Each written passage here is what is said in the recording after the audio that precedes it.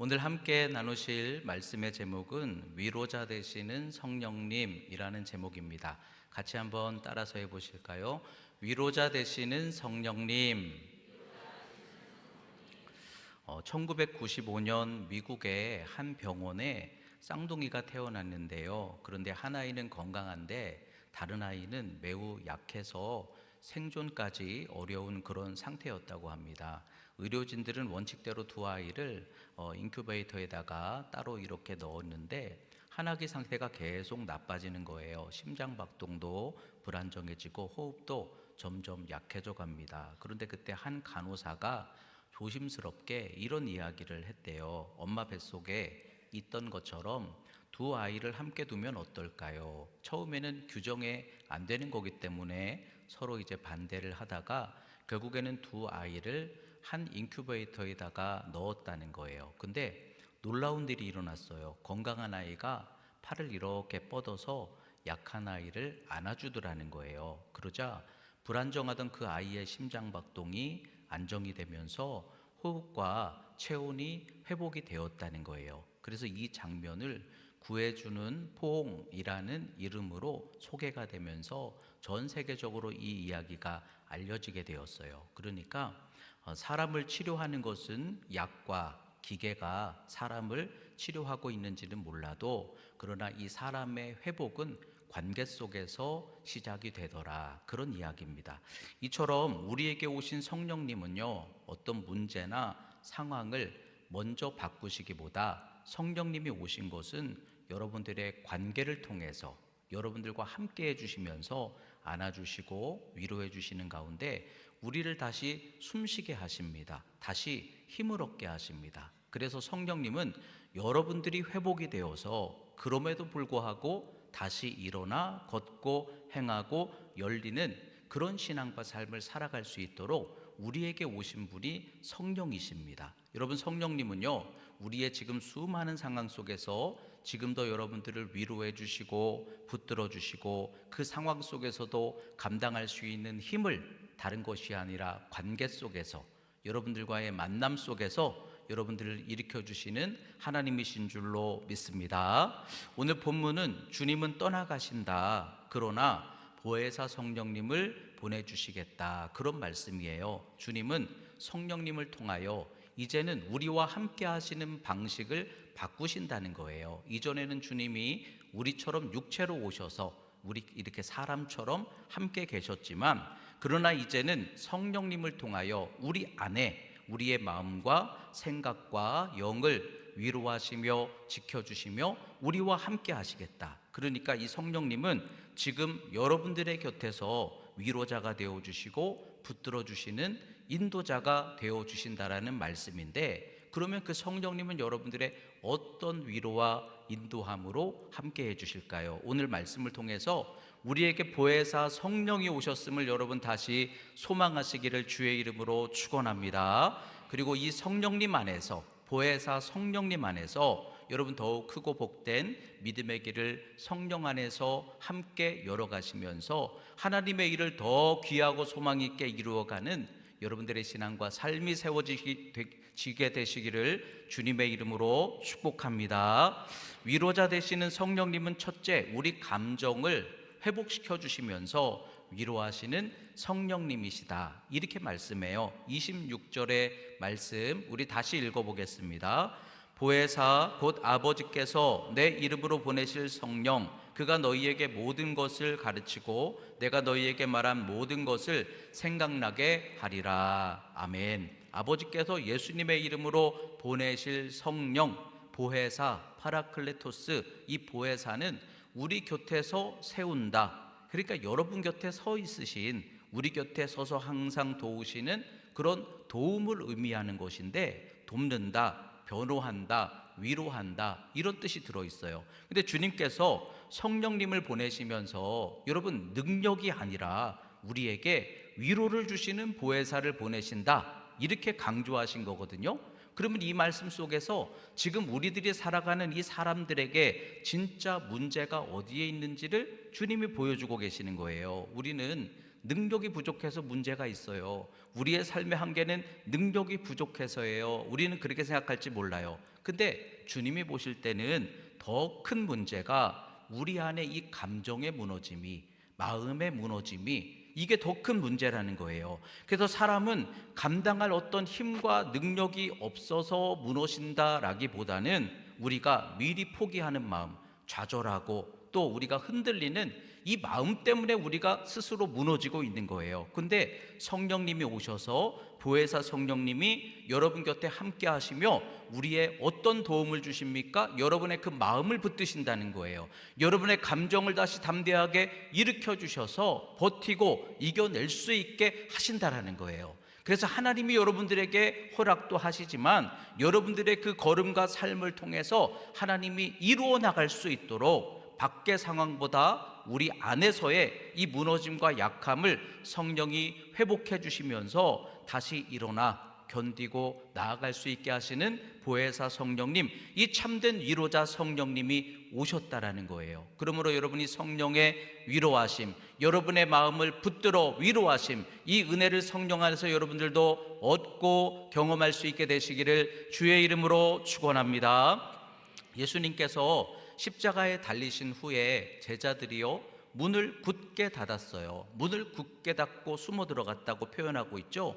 이 표현 속에는 우리가 벌써 느낄 수 있는 게 두려움, 불안, 공포, 이런 마음 상태가 담겨 있어요. 문을 꼭 닫았어요. 근데 문제는 물론 위협하는 상황도 문제이기는 하지만 무너져 내린 그들의 마음이 사실은 더 문제였던 것이죠. 그런데 부활하신 주님이 다시 찾아오셨습니다. 요한복음 20장 19절에 말씀하십니다. 너희에게 평강이 있을지어다. 여러분, 지금 두려운 상황인데, 위협당하는 상황인데 주님이 말씀하시는 거예요. 평강이 있을지어다. 그러면서 성령을 받아라. 주께서 숨을 내쉬시니, 이 장면은요 주님이 환경을 바꾸시는 것보다 먼저 이 제자들의 내면에 평강을 주시고 성령을 보내주셨다라는 거예요. 근데 놀라운 것은 여러분, 이 제자들의 내면이 회복이 되자, 마음이 회복이 되자 같은 사람들이 다른 길을 걷는 거예요. 다시 밖으로 담대하게 나아가서 두려움에 갇혀있던 이들이 이제는 담대하게 십자가 부활의 증언으로 사람들 앞에서, 세상 앞에서 담대하게 능히 이기는 길로 나아가고 승리하게 된 줄로 믿습니다. 그러니까 상황은 그대로일지라도 여러분, 성령이 여러분들에게 임하시면 내 환경이 바뀌는 것은 아닐지 몰라도 여러분의 마음속에 평강이 임하고 담대함이 열리면 같은 상황 속에 우리는 믿음의 역사를 열어갈 수 있다는 거예요. 여러분이 얼마든지 이기는 삶을 열어갈 수 있다는 거예요. 1914년 어니스트 세클컨이라는 사람이 남국 대륙 횡단 탐험을 시작을 했는데, 그런데 항해 도중에 배가 두꺼운 빙하에 갇히는 사고를 당했다고 해요. 시간이 지날수록 얼음이 막 쪼여오고 결국 배가 부서졌어요. 대원들은 작은 배를 타고 이 옆에 있는 섭으로, 얼음섭이겠죠, 이동을 했지만 식량도 부족합니다. 끝없는 추위와 고립 속에서 이 생존 위기에 놓이게 되었다는 거예요. 근데 가장 그때 큰 위험이라고 느껴졌던 것이 다른 것이 아니라 이 함께한 사람들의 마음이 무너지고 있는 거, 이게 제일 두려운 무서움이었다는 거예요. 말이 줄어들고 눈빛이 어두워지고 살고자 하는 의지가 점점 꺾여져 가는 거예요. 근데 세클턴이 그때 누구도 혼자 있게 하지 않는 거예요. 함께 잠을 자고 자꾸 이야기를 나누고 함께 움직이고, 물론 나중에는 그가 결단해서 기다리다가 이제는 몇 사람과 보트를 타고 1300km 바다를 건너서 구조대를 이끌고 다시 돌아오기도 했지만, 그러나 그들이 끝까지 버틸 수 있었던 가장 중요한 원칙은, 그들이 힘썼던 그 원칙은 서로 떨어지지 않게 관계 속에서 서로의 마음을 붙들어주면서, 그렇게 서로 격려하고 마음을 붙들었을 때 누구도 거기에서 예외 없이 모두가 다 살아서 돌아올 수가 있었다라는 거예요. 그러니까 여러분, 성령님은 우리와 함께 하시며 여러분들의 그 마음에서부터 위로와 소망을 얻게 하신다라는 거예요. 성령이 함께 하실 때 여러분의 마음에 평안과 사랑 주시면 여러분의 마음에 담대한 믿음의 회복의 평안의 역사가 열려지게 하실 줄로 믿습니다. 여기서 하나님은 우리의 새 은혜 역사를 시작하신다는 거예요. 전쟁의 난민 수용소에 사람들이 어떤 마음이겠습니까? 제일 힘든 것은 그 두려운 마음, 무너지는 마음이에요. 근데 한 여성이 밤마다 조용히 찬양을 부르기 시작했다는 거예요. 처음에는 혼자 불렀는데 옆 사람들이 한둘 따라 부르기 시작했어요. 그러다가 같이 이제는 울고 같이 기도를 하고, 여러분 상황은 변한 것이 없었지만 그러나 그들이 그 마음을 더 위로받고 굳게 성령 안에서 세워나갔을 때 결국 그들은 견뎌내고 끝까지 이겨내고 자유의 은혜의 때를 만나게 되었다라는 거예요. 저희 막내 동생 목사가 와서 간증하면서 군종 사역할 때, 그런데 우울증으로 무너졌던 병사를 맡게 됐는데 할 수 있는 게 없으니까 찬양을 계속 들려주었다는 거예요. 근데 성령님이 찾아오셨다는 거예요. 성령님이 찾아오셔서 그 무너진 병사의 마음을 다시 일으켜 세워주시니까 그가 이제는 다시 스스로 일어나서 회복되어 이 살아가는 삶이 바뀌어지게 되더라는 거예요. 그러므로 여러분, 우리의 환경과 상황도 물론 하나님께서 변화되게 하시지만, 그러나 성령님은 우리에게 오셔서 우리의 감정과 마음을 위로해 주시는 보혜사 하나님이신 줄로 믿습니다. 여러분들의 그 마음을 붙들어 주셔서 무너지지 않게 하시고, 그래서 어떤 절망과 현실 속에서도 여러분 감당할 수 없을 것 같지만 그 상황 속에 감당하게 하시면서 이루어가게 하시는 하나님의 놀라운 역사들이 오히려 거기에 더 많은 거예요. 그러므로 우리를 이루어가게 하시는 그 성령님이 오늘도 여러분들에게 찾아오셔서 먼저 하시는 역사는 여러분들의 그 마음을 붙들어 주시고 무너진 마음을 다시 일으켜 주시는 보혜사 성령님, 여러분 찬양 중에, 기도 중에 성령님을 다시 붙드시기를 주의 이름으로 축복합니다. 그래서 이 성령으로 마음이 살아나서 믿음으로 걸어 나아가면서 끝까지 하나님 안에서 여러분 믿음에 승리하는 역사를 열어가시기를 주의 이름으로 축원합니다.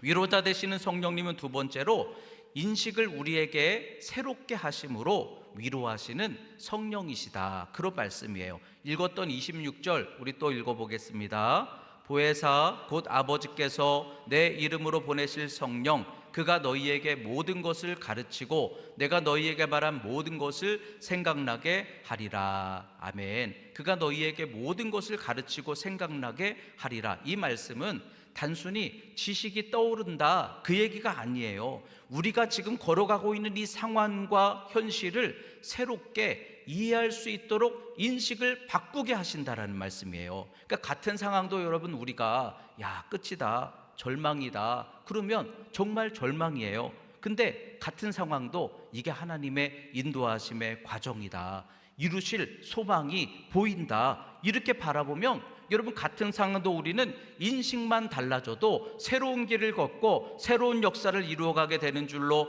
믿습니다. 근데 주님께서 성령님을 보내셔서 여러분들에게 단순한 어떤 힘이나 능력을 주시는 것보다 더 중요하게 여기시는 게 여러분들이 그 바라볼 수 있는 인식을 바꿈으로 내가 새로운 시선으로 바라보고, 내가 그래서 절망 중에도 순종하고 믿음으로 걷고 하나님의 뜻을 바라보며 그렇게 나아감으로 여러분들의 손으로 이루고 열어가도록 성령님이 여러분들을 인도하기 원하신다는 거예요. 많은 사람들이 여러분 무너지는 것이 그 상황 자체가 너무 힘들기 때문일까요? 아닙니다. 그 상황을 어떻게 받아들이느냐, 이 마음 때문에 절망하고 낙심하는 거예요. 근데 인식이 바뀌면, 의미가 바뀌면 우리는 절망 속에서도 소망을 볼 수 있게 되는 줄로 믿습니다. 같은 상황에서도 우리의 이 태도와 마음이 달라지면요, 할 수 없구나 이게 아니라 여기에서 하나님 더 선한 뜻 이루시겠구나, 믿음만 바뀌어도 우리는 얼마든지 새로운 길을 걷게 하시는 줄로 믿습니다.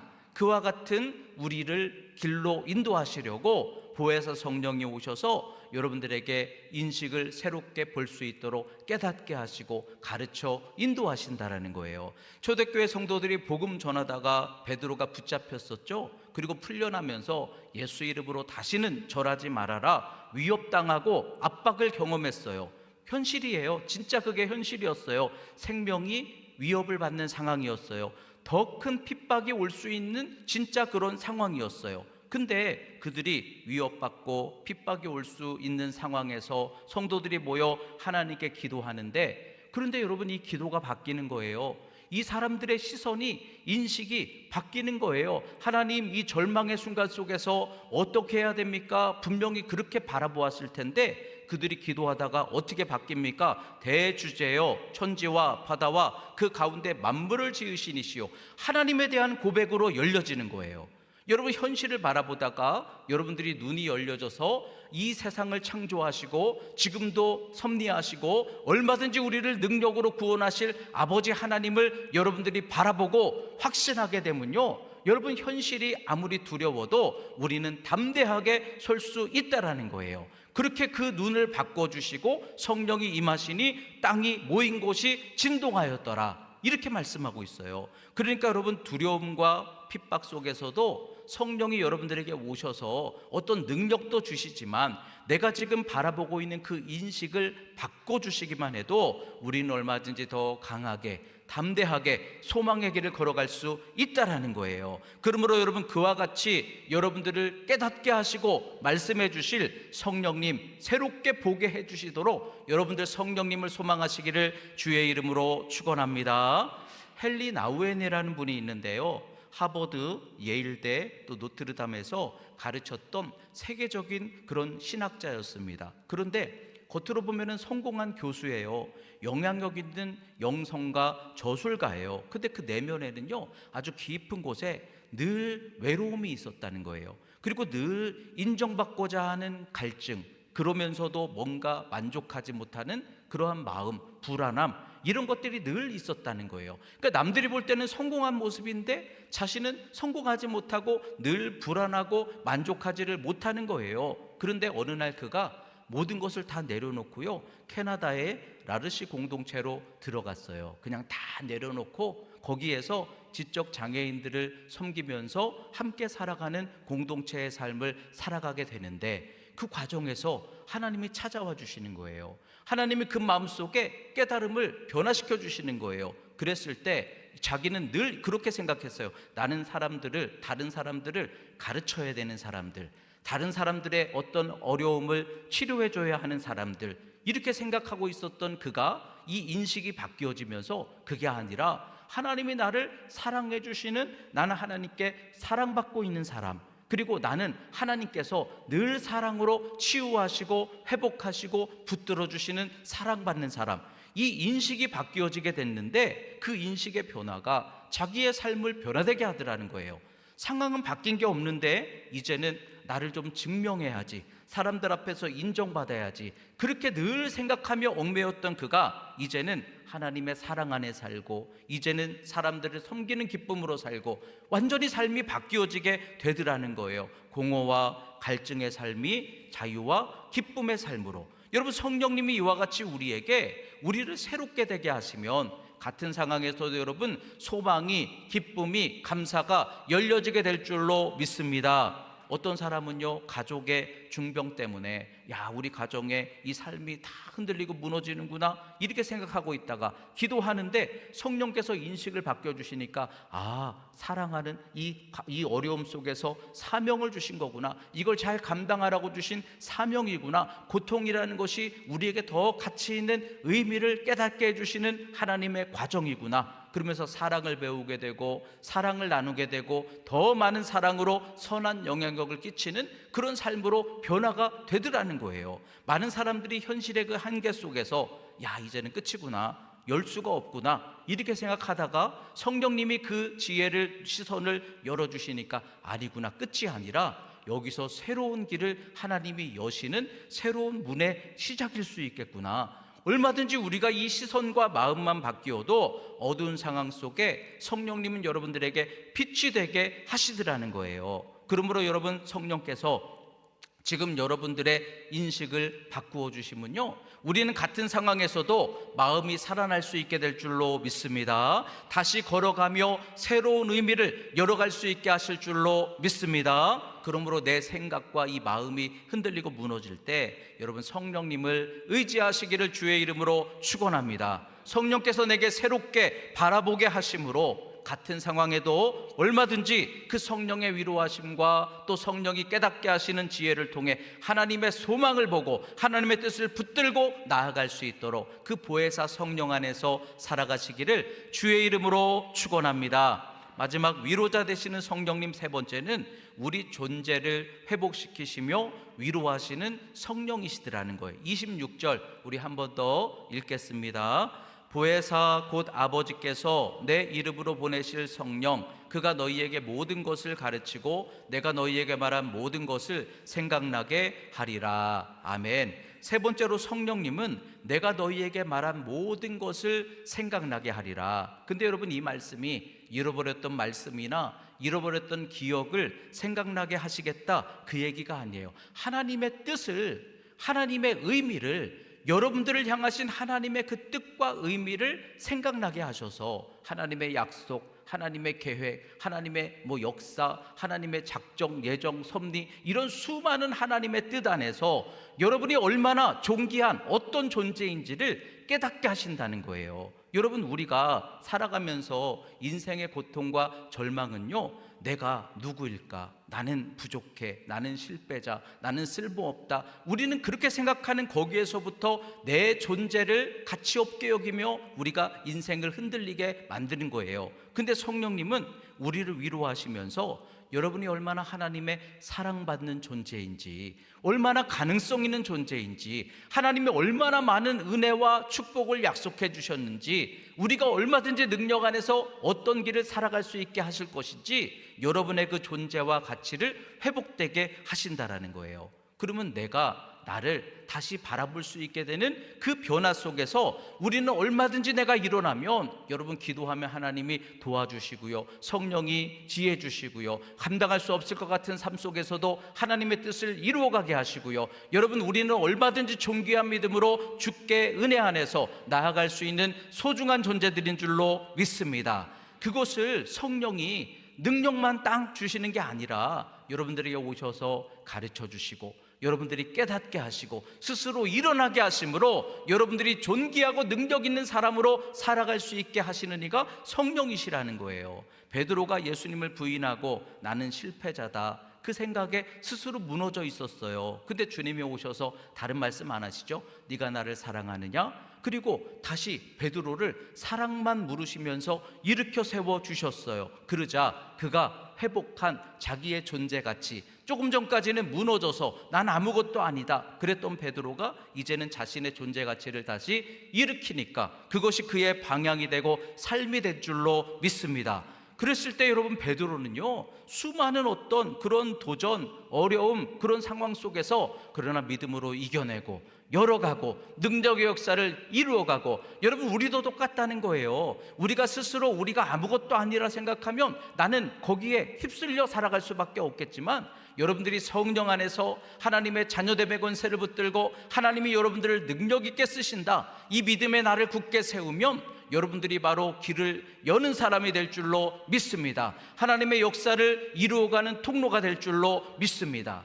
그렇게 우리에게 오셔서 위로하시고 격려하시고 사랑으로 여러분들을 일으키시는 이가 성령이시라는 거예요. 실패한 어떤 사람이 노숙자로 살아갔대요. 나는 아무것도 아닌 존재야, 그렇게 그냥 자기를 내려놓고 살아갔대요. 근데 어느 날 자원봉사자가 와서 내 이름을 불러주는 거예요. 누구님 오늘 어떠세요? 이렇게 이름을 불러주는데, 이름을 딱 불려지는 그 이름을 듣는 순간, 맞아, 나는 아무것도 아닌 존재야, 나는 세상에 가치 없는 존재야 그랬는데, 내 이름이 불려지면서 아, 내가 이전에는 그런 존재였지, 내 이름이 그런 사람이었지, 자기 스스로를 이렇게 돌아보게 되면서 아니지, 내가 여기서 이렇게 끝나는 것이 아니지, 그리고서 다시 결단하고 다시 한번 살아보자. 그러니까 이 사람의 상황은 변한 게 없는데 존재가 회복되면서 삶이 바뀌어지게 되더라는 거예요. 성령님이 오셔서 여러분들에게 내 사랑하는 자야, 내가 너를 얼마나 사랑하는지 아니, 내가 너를 위해 어떤 계획을 갖고 있는지 아니, 이 한마디만 주셔도